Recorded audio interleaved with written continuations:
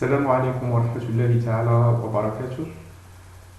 Notre vidéo d'aujourd'hui porte sur la deuxième partie du cours du noyau énergie et masse. Donc, concerne le deuxième bac sciences maths, deuxième bac sciences physiques et deuxième bac sciences de la vie et la terre.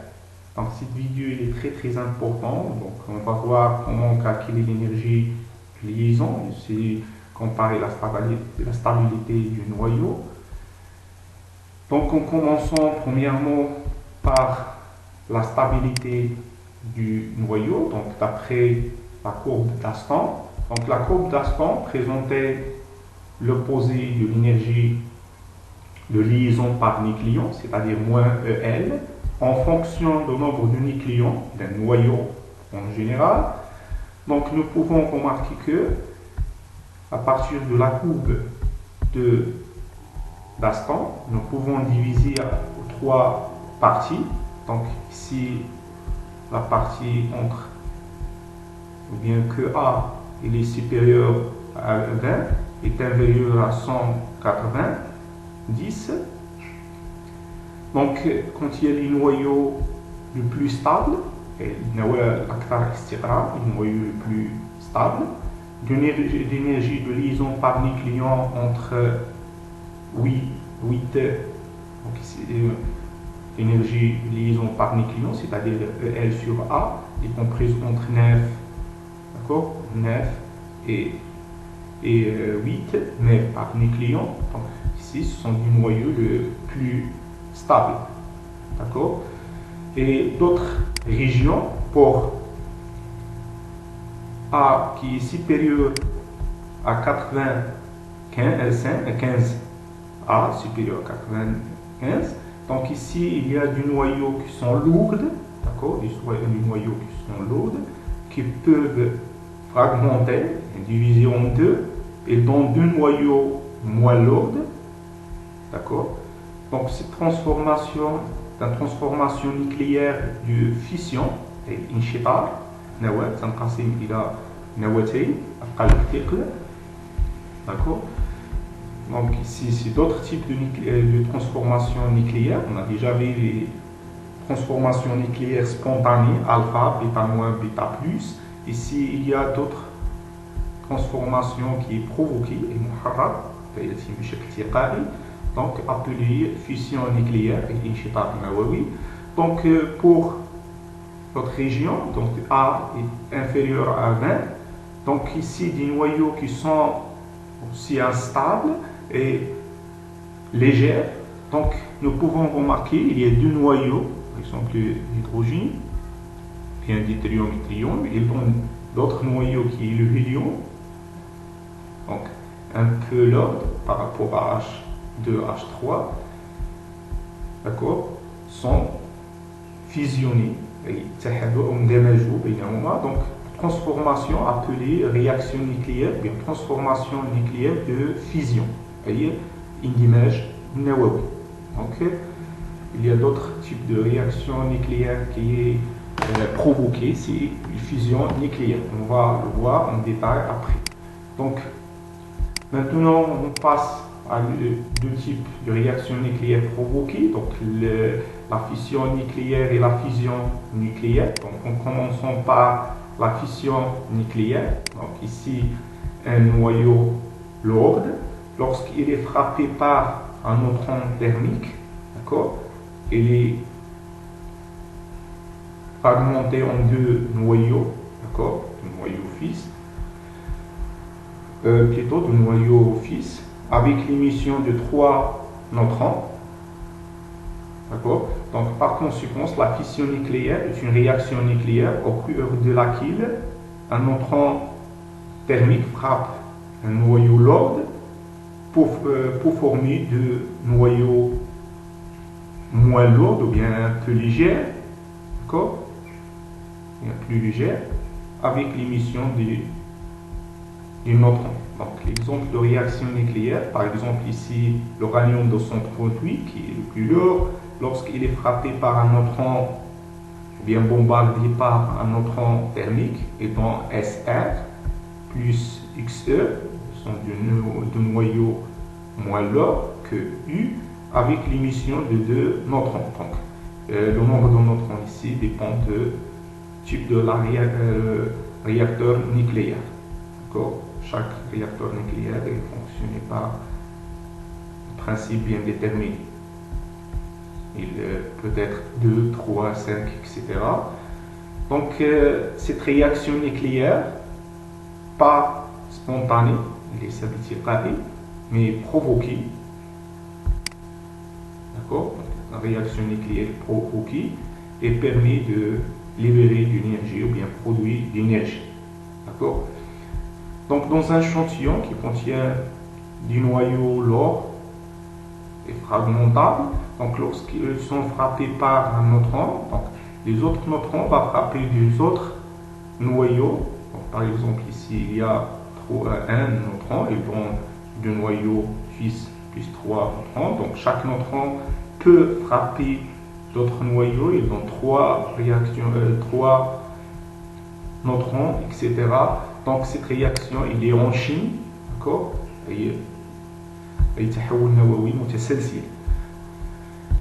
Pour la réaction nucléaire de fusion, d'accord, donc la réaction nucléaire de fusion, donc il suffit dans la plupart du cas dans les étoiles, le soleil. Donc, par exemple, dans la réaction nucléaire, au cours de laquelle le noyau léger, par exemple l'hydrogène, ils vont deutérium, ou bien deutérium, homme hydrogène dans l'hydrogène, l'hélium H3, donc, etc. Donc, deux noyaux légers s'unissent pour former un noyau un peu lourd par rapport aux deux noyaux précédents. D'accord? C'est la réaction de fusion. Donc, par exemple, ici, il y a deutérium H2,1 et théium H3,1. D'accord? Les deux noyaux d'indigène entre les deux. Ils donnent du noyau plus lourd, le hélium H4,2, He4,2, avec l'émission de neutrons. Donc, toujours pour les réactions nucléaires provoquées, soit fission ou bien fusion, toujours les lois de conservation de sodium sont toujours bien vérifiées. Par exemple, ici, c'est 2 plus 3, c'est 5. Et pour les produits, 4 plus 1, c'est 5. C'est bien vérifié. Et pour le nombre de charges, donc c'est 1 plus 2 sur 2 et 2 plus 0 sur 2, il est bien vérifié. Donc, cette réaction demande d'énergie ou bien la température très très élevée, de l'ordre de 10 puissance 8. Donc, pour cela, on dit que la transformation nucléaire, thermonucléaire, donc une température très élevée pour convaincre l'interaction de répulsion entre deux noyaux, parce que le noyau de charge positive, les deux noyaux sont de charge positive, entre les deux il y a répulsion.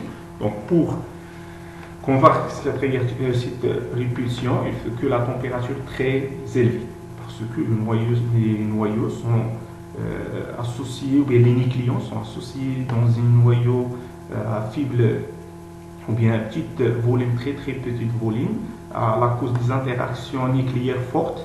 نتيجة التأثيرات البينية تكون النواة متماسكة أو التأثيرات البينية القوية النووية القوية اللي كتجعل النواة أكثر تماسكا فيما بينها. Donc aussi cette réaction est provoquée et permet de produire de l'énergie.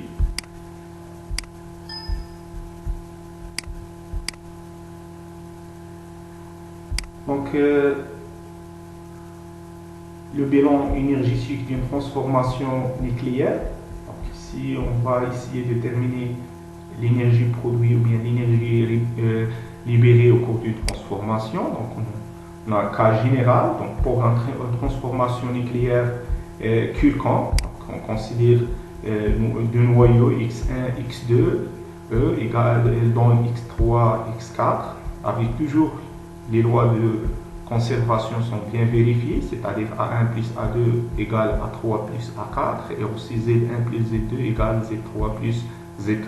On va essayer de calculer l'énergie libérée ou bien l'énergie produite au cours de la transformation nucléaire. Il y a deux façons, soit on exprime l'énergie produite, c'est delta E, en les masses, les produits et réactifs, les masses du produit des réactifs, soit en fonction de l'énergie de liaison, parce qu'on a connu comment calculer l'énergie de liaison de chaque noyau.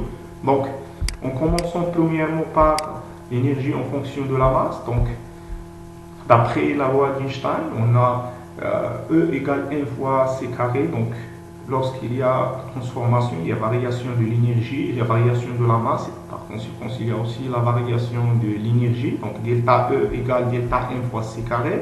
Donc, on applique cette formule avec delta M, c'est la masse du produit, d'accord, moins la masse du réactif. Donc, on y crée delta E égale delta M fois C carré avec la masse finale, c'est la masse du produit, donc M de X3 plus M de X4, c'est la masse du produit, moins la masse du réactif, c'est M de X1 moins plus, donc M moins, entre parenthèses, M de X1 moins M de plus M de X2, ou bien moins M de X1 moins M de X2, le tout fois C carré.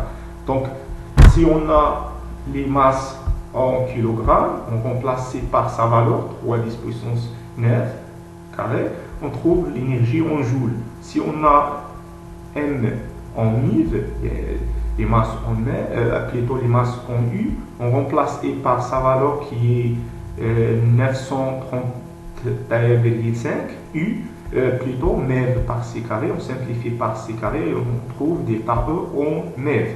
Donc maintenant, nous pouvons exprimer l'énergie produite en énergie de liaison. Donc l'énergie de liaison, notée EL. Donc toujours égale l'énergie de liaison du produit, plutôt du réactif, moins l'énergie de liaison du produit. Donc on note delta E égale l'énergie de liaison de XL plus l'énergie de liaison de X2 moins l'énergie de liaison de X3 moins l'énergie de liaison de X4, ou bien entre parenthèses EL de X3 plus EL moins entre parenthèses EL de X3 plus EL de X4.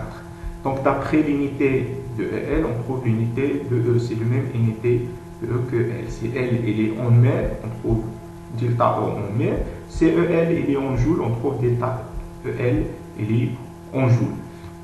Donc ici, nous pouvons dire que donc, dans la plupart du cas, l'énergie produite est négative, d'accord, parce que delta M est négative. Donc par conséquent, l'énergie produite est négative. Et donc il y a deux cas. Si delta M est positif, donc on remarque si delta M est positif, delta E est positif, on dit que le système est reçu d'énergie, bien en deux énergies. Si elle est donc, dans le cas des transformations nucléaires, donc dans la plupart du cas, delta M est négatif, donc delta E est négatif parce que l'énergie libérée ou bien donner l'énergie au système au milieu extérieur. Dans la plupart du cas, on trouve delta AE toujours est négatif.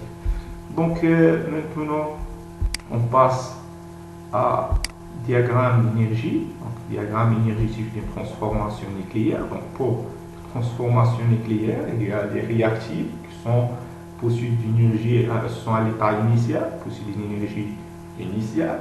Donc toujours, ils sont transformés pour chercher à l'état de stabilité. Donc l'énergie du produit va être inférieure que l'énergie à l'état initial, l'état du réactif, d'accord, du réactif nucléaire. Donc pour on trace diagramme énergétique, donc chez l'énergie, donc l'état initial sont dit pour les réactifs, donc X1, X2. Donc l'état final, c'est l'état pour les produits qui possèdent l'énergie moins que l'énergie pour l'énergie initiale, donc finale pour les produits.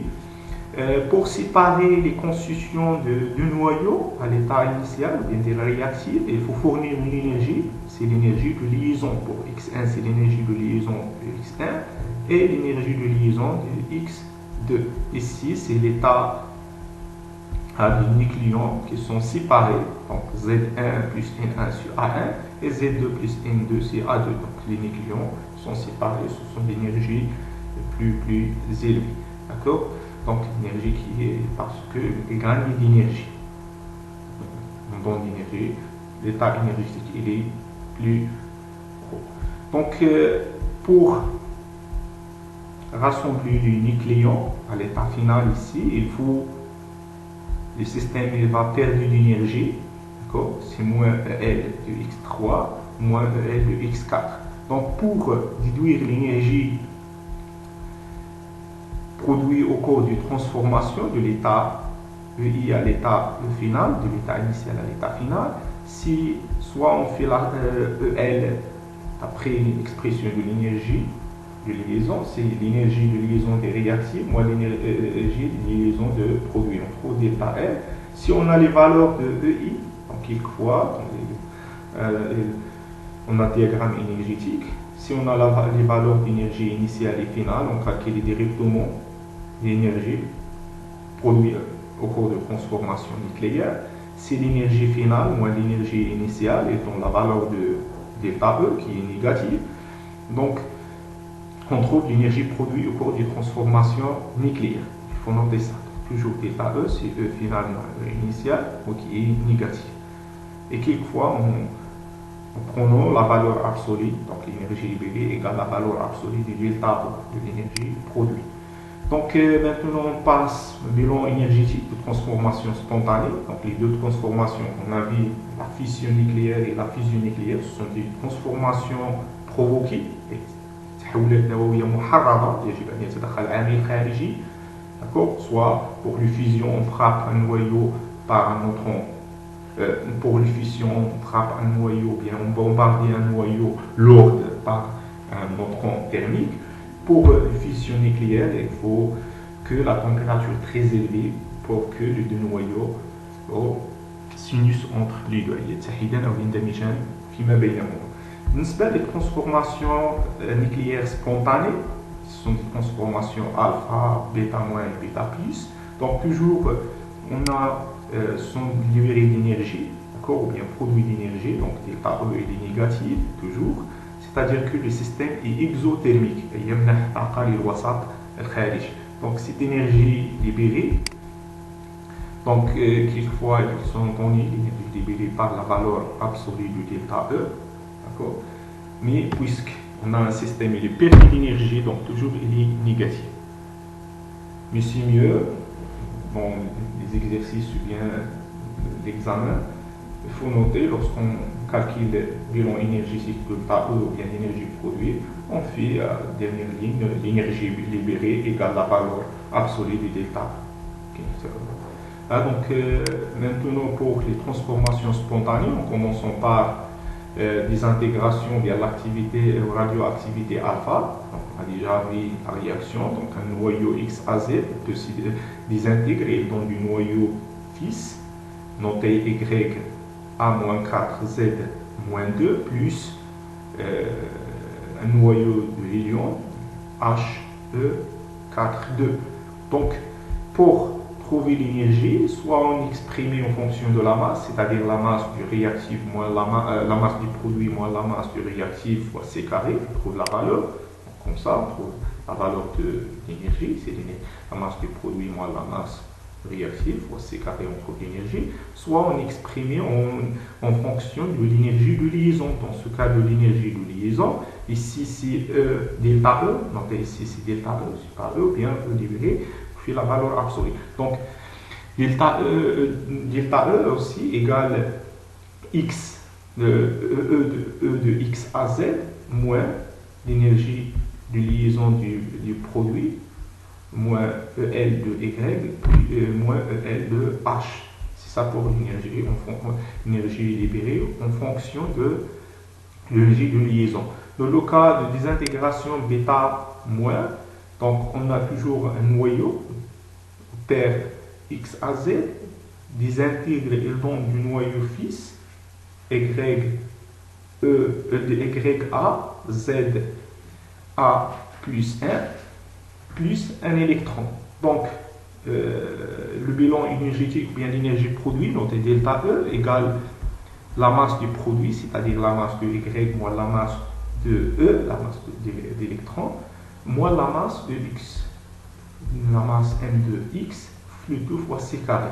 Soit on exprimait aussi, d'accord, soit on exprimait delta E en fonction de l'énergie de liaison. Dans ce cas-là, il faut remarquer que donc l'énergie de liaison, l'énergie libérée en fonction de l'énergie de liaison égale EL de X moins EL de Y selon. Donc, parce que l'électron, un particule libre, ne possède pas d'énergie de liaison. Donc, EL de E, il est égal à 0. Parce que l'électron, il est libre, pas lié. C'est-à-dire, l'énergie, ولا يمتلك طاقة ترابط وإنما يمتلك فقط طاقة حركية. هو libre, حر, غير مرتبط. Pour le cas de désintégration bêta plus, donc on a déjà vu l'équation de la réaction en spontanée bêta plus, donc un noyau X à Z désintègre et donc du noyau fils noté Y égale Y à Z moins 1 plus un positron E0 plus 1. Donc l'expression d'énergie, c'est la même expression parce que la masse de l'électron, d'accord, la masse de l'électron, c'est la même masse de positron, et le positron de même masse de l'électron, qui est égal à 9,1 10 puissance moins 3 kg. Nous pouvons aussi exprimer en unité de masse atomique. On applique les formules du passage entre 1U égale 1,660, etc. 10 puissance moins 27 kg. Donc, c'est les mêmes expressions pour,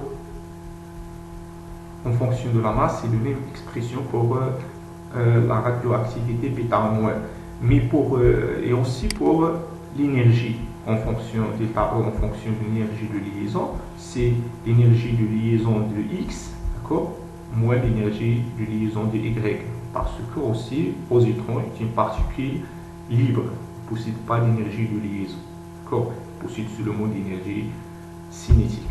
La dernière cas, donc pour l'émission de rayonnement gamma, donc dans la plupart du cas, les radioactivités alpha, bêta, bêta moins, il est accompagné par l'émission gamma. Donc gamma par une particule, un rayonnement électromagnétique, donc d'énergie notée qui est très important, c'est l'énergie de ce rayonnement noté E gamma qui est égal H fois nu, et nu taraddud, la fréquence, tel que nu égale su sur lambda, donc on remplace ici par sur et puissance lambda. Donc on trouve gamma égale H fois su sur lambda. Avec H, c'est la constante de Planck, d'accord, égale toujours 6, d'accord, égale toujours 6,63 10 puissance moins 19 moins 34 joules fois Siemens. Donc H constante de Planck, c'est une action parce qu'il y a le temps fois le joule d'énergie fois le temps, c'est une action constante de Planck, fois C, c'est la célérité de la lumière dans le vide, donc la vitesse de la lumière dans le vide, c'est 10 puissance 8 mètres par seconde, et lambda, c'est la longueur de rayonnement gamma. Donc les rayonnements gamma sont de la longueur donc très petit, ce qui explique une forte pénétration de ce rayonnement. Donc c'est la fin de cette vidéo, j'espère qu'il est très utile pour vous. N'oubliez pas de partager avec les amis. Au revoir pour la correction des exercices et aussi la correction de quelques contrôles continus, quelques examens. Allez, bon courage.